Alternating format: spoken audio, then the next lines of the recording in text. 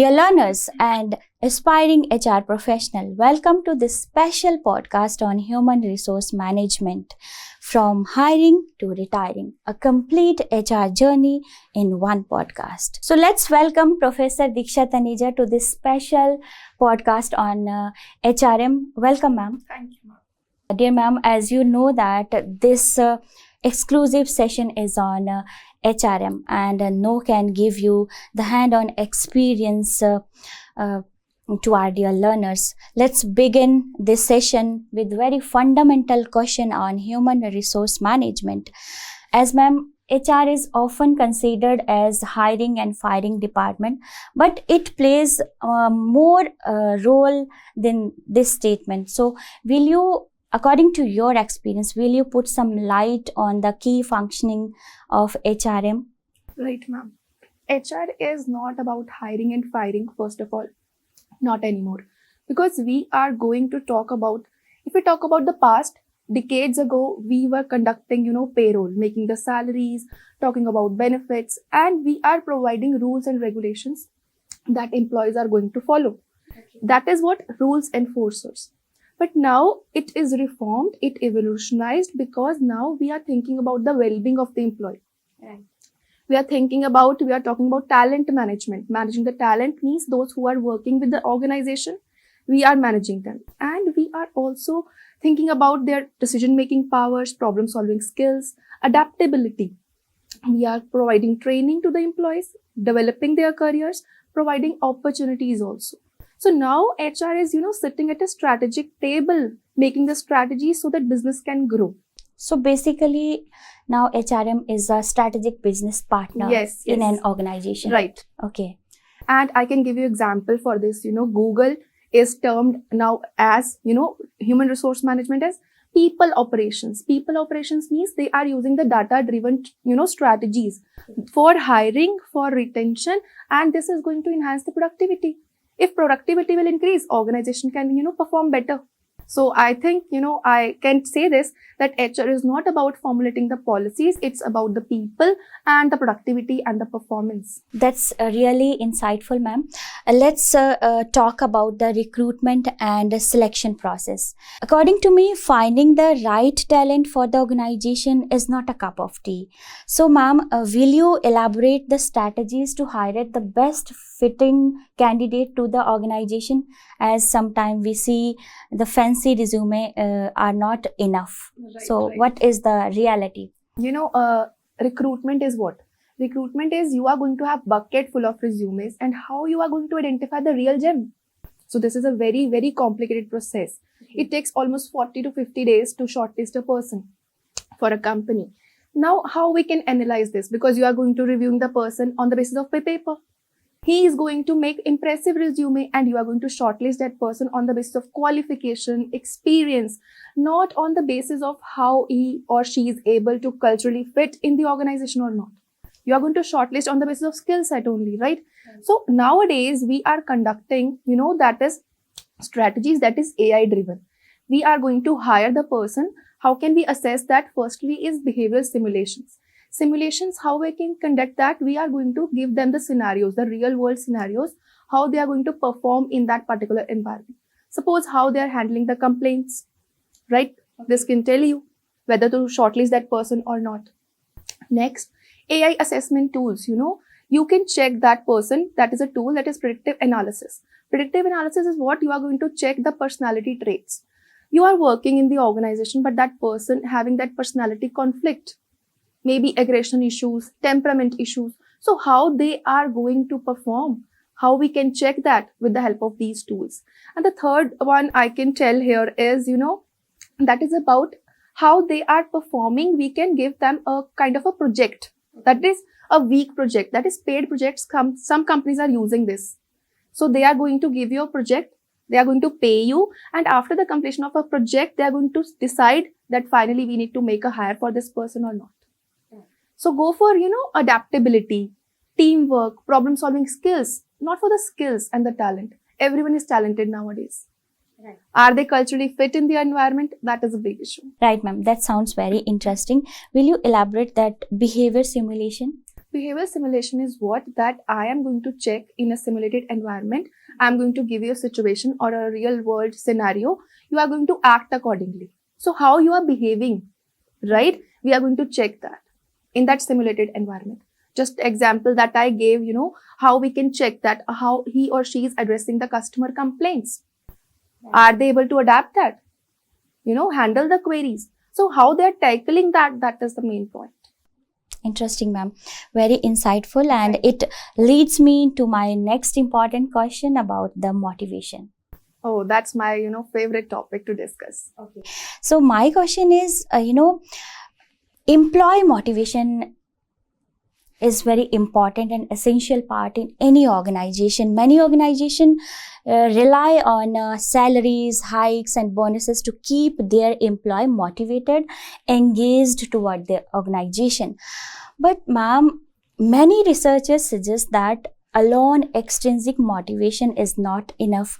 Can you justify this statement, ma'am? Yeah, definitely. You tell me, if we are going to pay more to the employees, benefits, perks, or the increments, are they going to stay for the longer duration of time? No, not at all. It depends on person to person. To some extent. Yes.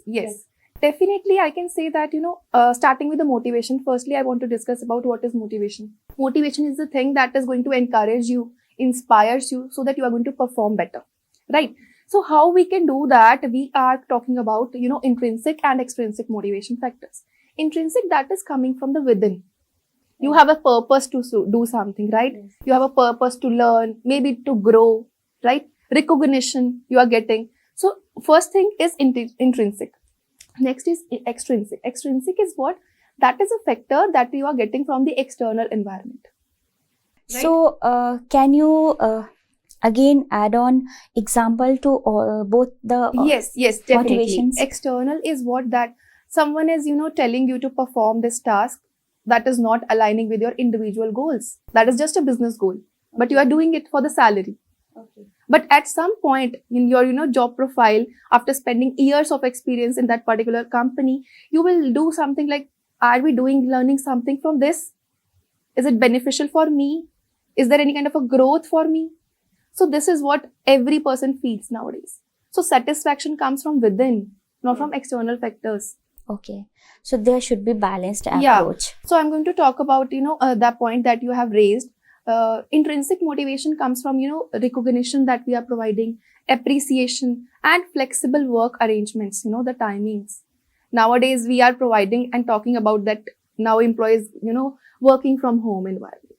But actually, there is not any kind of, the line that we have created. There is no boundaries. After, spending of 8 to 9 hours. Yes, they are still on their laptops. Yes, work-life balance, Yes. ma'am. So, good culture, work-life balance can be the intrinsic motivation to the employees, right? Okay, so that's really insightful, and it leads me to the next question on leadership, ma'am. Yeah. So, some bosses just gives order and expect results, and many leaders motivate and guides. So, what is a good and great leader according to you?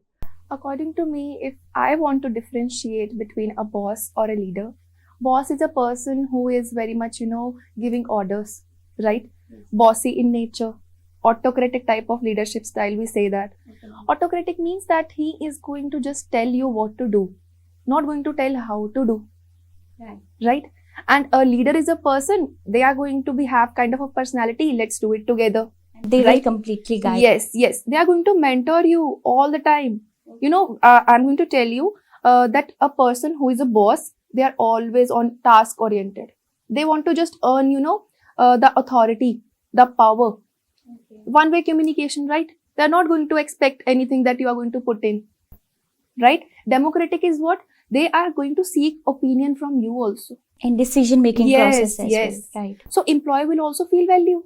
Right? That opinion matters. He is going to stay in the organization.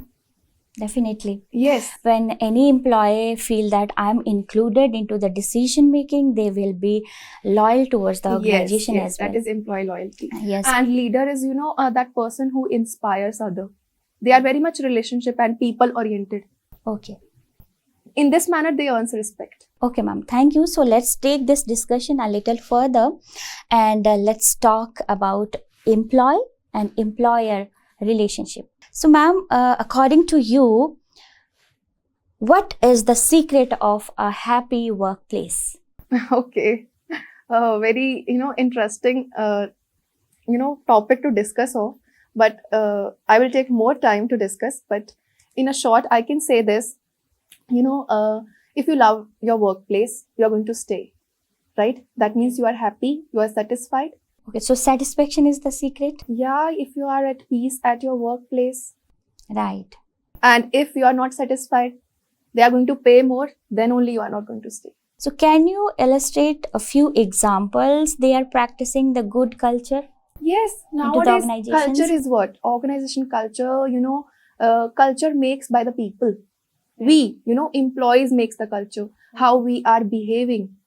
And employee, that you question asked by you, we are going to talk about not only about employer and employee, the relation, the culture that we are making with the employee and employee relations. Yeah, that is the horizontal relationship, right? So in this relation, we are not following any hierarchy. That is the informal communication that we are using.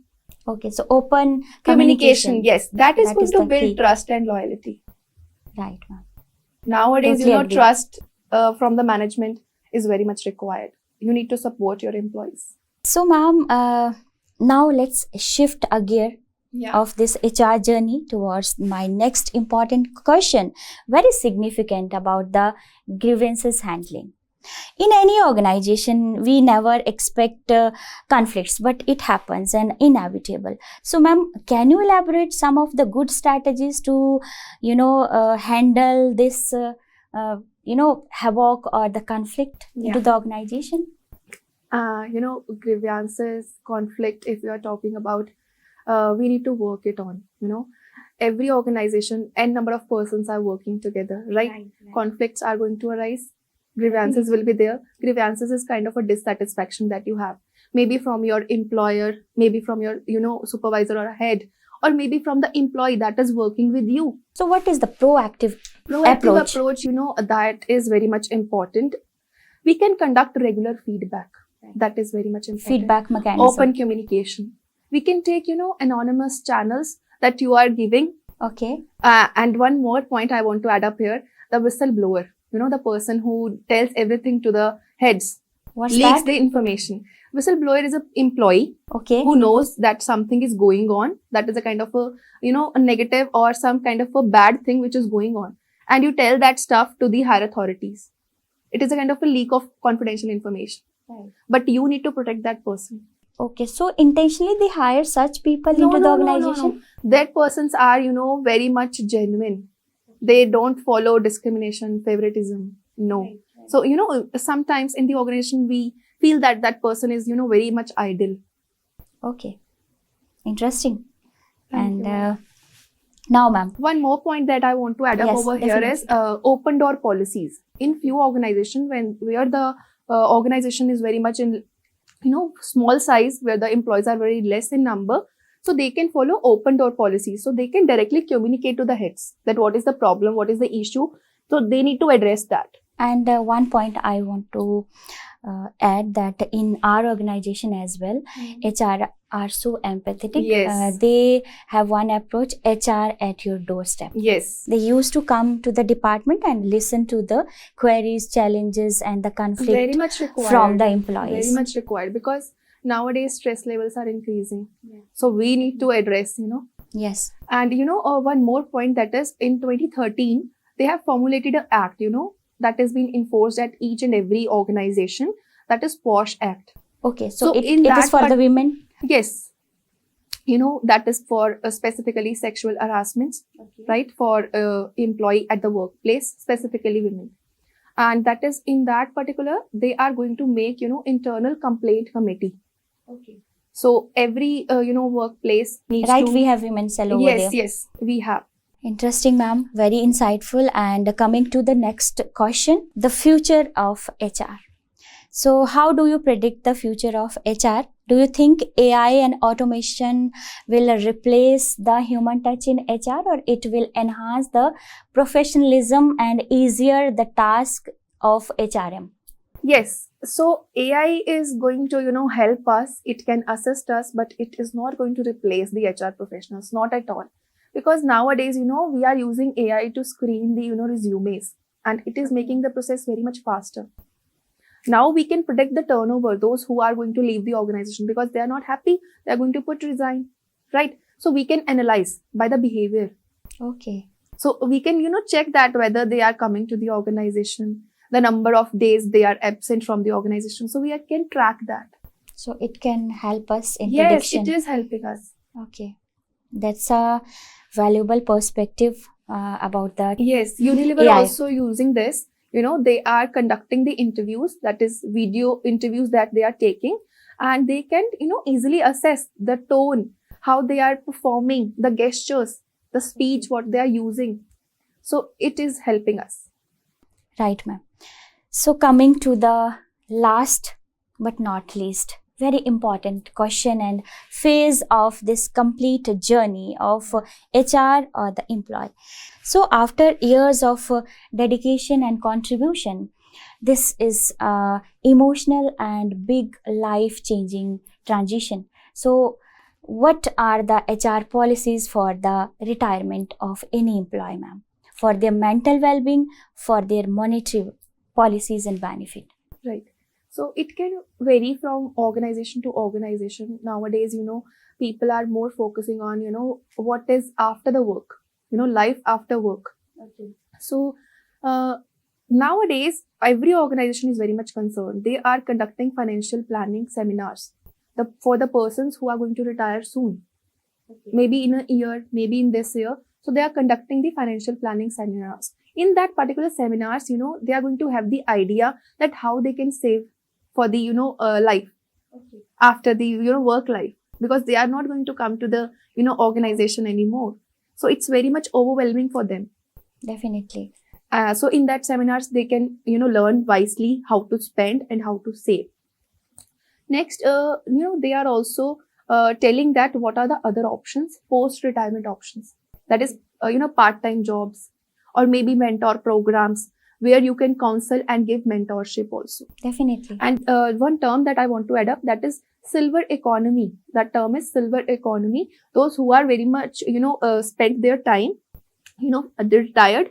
So after that, they are going to tell you, they are going to guide you because they have n number of experience with you, right? So they are going to share the knowledge. That is silver economy. Interesting, ma'am. That's a new term. Yeah, for one me as more well. thing they can do is about emotional well-being of the employees, those who are going to retire. Because they are very much, feeling different. So what you really do for their emotional well-being? We can, help them. How do you prepare an employee for the retirement? I can give example.